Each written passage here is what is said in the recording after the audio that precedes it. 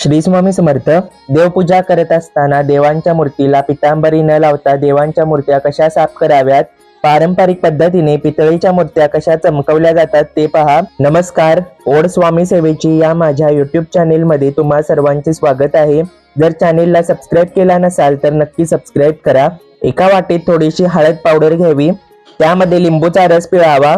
यामध्ये काही जण साखर पण घालतात, पण साखरेने चिकटपणा वाढतो.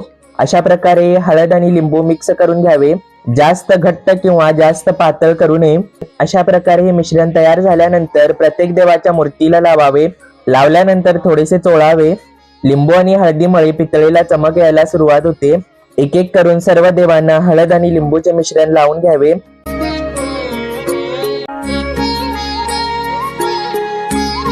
डिझाईनमुळे जर घासता येत नसेल तर लिंबूची साल घेऊन घासावे.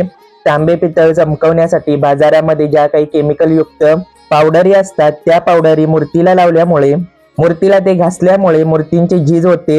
जर फारच देव काळे पडले असतील तर महिन्यातून एकदा पावडर लिक्विड वापरू शकता. चांदीचे जे काही देव असतील तेही याने चमकतात.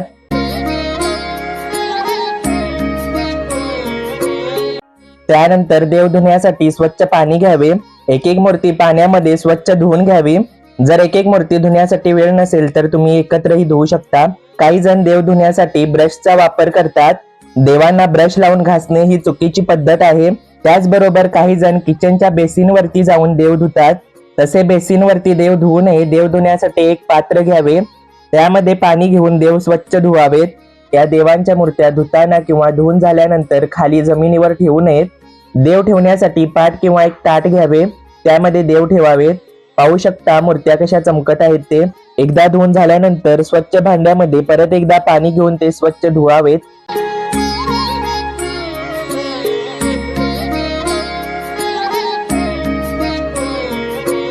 जी काही देवाऱ्यातील तांब्या पितळीची भांडी किंवा कलश असेल तर आपल्या आवडीची जी काही पावडर आहे त्याने जर घासली तरी चालते.